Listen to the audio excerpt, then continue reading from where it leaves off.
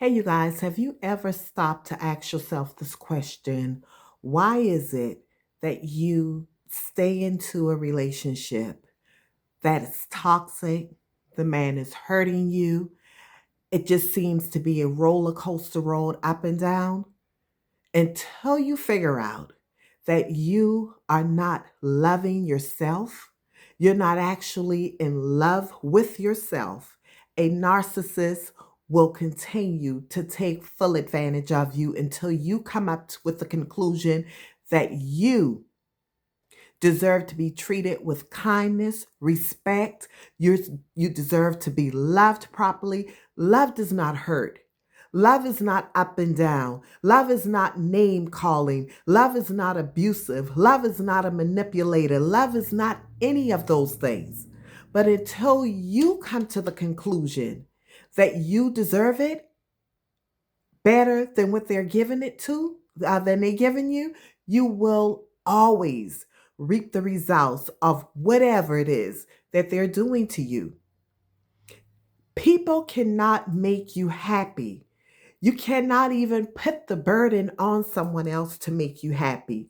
Yes, of course, a narcissist will give you great moments, but I can promise you the worst will trump those great moments anytime, any day.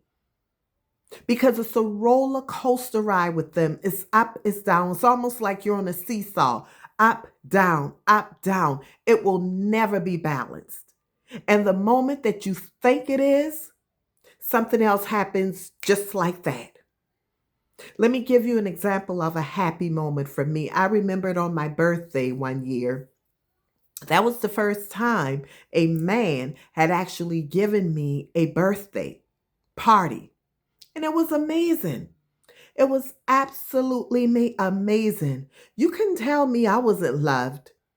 You can tell me I was not on cloud nine that day because my man, he was on the grill and he gave me a birthday party. All of his friends was there that we invited. My friends was there and we had an amazing time. I danced and sweat so much that day I had to switch out in clothing twice from being inside of the house for a party. And back then it was actually a townhouse.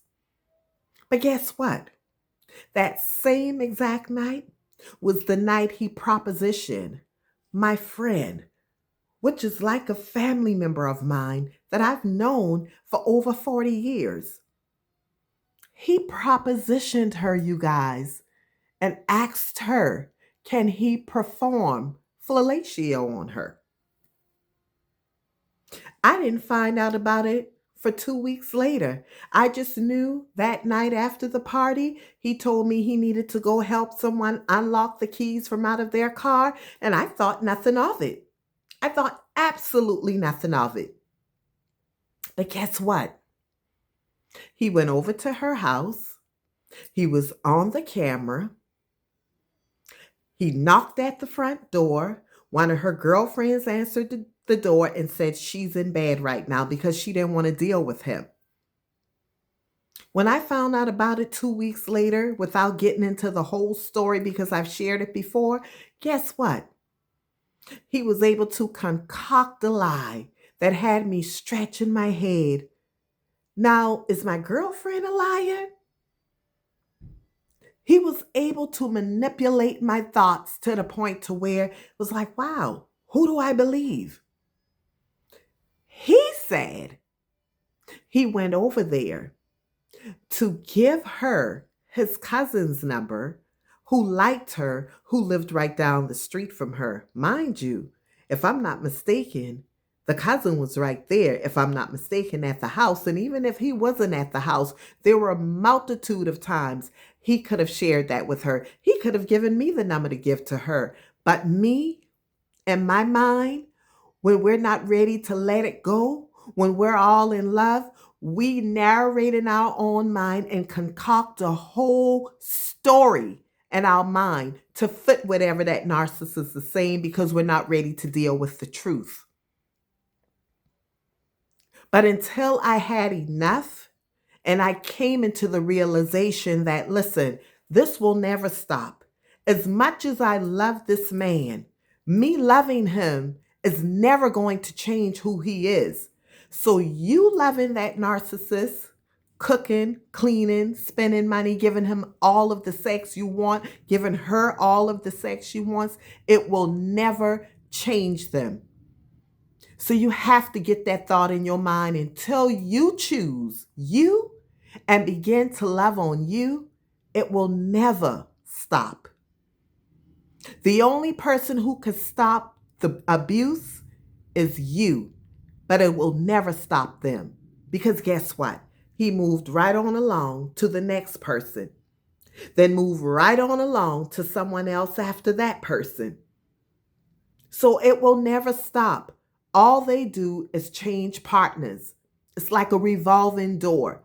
If he had the opportunity to come back to me, guess what? He would. But he sees me on social media. You got to show them better than you could tell them. There's no room or no space in your life anymore for them. None. Because they will try to come back. They still watch you. They watch every single move that you make.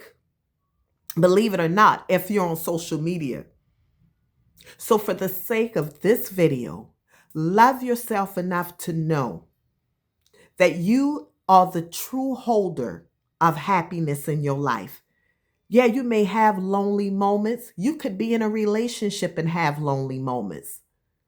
But when that lonely night passes by, guess what? You're ultimately still happy. But when you're with them, when you're happy, it's high. But when you're low, it's in the pits of hell almost, is the way it feels. So do something for yourself. Get yourself involved in a community of people who can teach you, even if you have to go through therapy, self-love. If you have to determine, where did I go wrong with this? Why am I allowing this in my life? If you have to backtrack to your childhood, then you do just that. I had to backtrack to my childhood to understand, why was I accepting all these things from men that clearly didn't love me, that clearly just wanted sex. I backtracked it to me not having a father in my life that died a couple of months before I was born. I was able to backtrack it to that. I was seeking and I was looking. You don't have to look for love. I promise you, you don't. Because it will find you. It will find you. I was not looking for my husband right now. I wasn't looking for him. I was happy. I was happy laying in bed with my daughter every night. And if I had that opportunity, if something were to happen to my husband today or tomorrow, guess what? If she's not married, I'll be back in the bed with my daughter, watching movies together, eating in the bed together. I was content. But love found me. Is it perfect all of the times? Absolutely not. But I know that his love is real. I don't have to pretend to be someone that I am not. I could be myself. I could be myself with my husband. I don't have to put on a facade. I don't have to keep a wig on at night, sleeping with a wig on, because I don't want him to see me and my true authentic self. I'm able to go to bed. Before I got these locks, oh, my hair used to look hideous going to bed sometimes. He's like, girl, take that thing off of your head so you could rest properly. Now that's what I'm talking about. That's what I'm talking about. It was so funny today. I irritated my husband and I asked him, would he stretch my back? He said, no, I'm not stretching your back, because I had already irritated him. I play around all of the times. So I said, I got something for him. I went in the room and I took the machete and I acted as if I was getting ready to stretch my back. Oh, he went ballistic. Girl, give me that. Give it to me. Give it to me. Are you crazy? Are you getting ready to stretch your back with a machete? That sharp machete? I said, absolutely not. I wasn't going to do that, but I knew you would come running. All he could do was just laugh because I got him. Those are the things that's so special to me, just knowing that my husband got my back. And if you would just love on yourself, take the time to enjoy life, Take the time to enjoy yourself and let love find you. But most importantly, find it in yourself first. Fall in love with yourself. That is one of the chapters in my very first book that I wrote in 2013, I believe. Falling in love with yourself. Because when we're in love with others, we do the most. We go overboard, whether it's our children or our partners. We go all out. So fall in love with yourself and go all out as long as it's healthy and it's not in a way that a narcissist is, where they love themselves to a toxic nature that they have that flows from the inside of them and it spews out to anybody that is around them. That's a different kind of falling in love. That's a different kind of love that hurts others. I'm not talking about that kind of love, but being content with yourself, knowing that you're still worth it. If you don't have a baby, you don't have a husband, you are still worth it. You don't have a wife, men, you're still worth it. So y'all please share this video. Look below in the comment section. I will have a link where you could actually download a free copy of my book, one of my books. And this is just a quick guide on narcissistic abuse. Download it. It's absolutely free. Absolutely free. Have the most amazing day in your life whenever you're viewing this video, and drop your comments below. Let me know what you think. Let me know how you've overcame something, because guess what?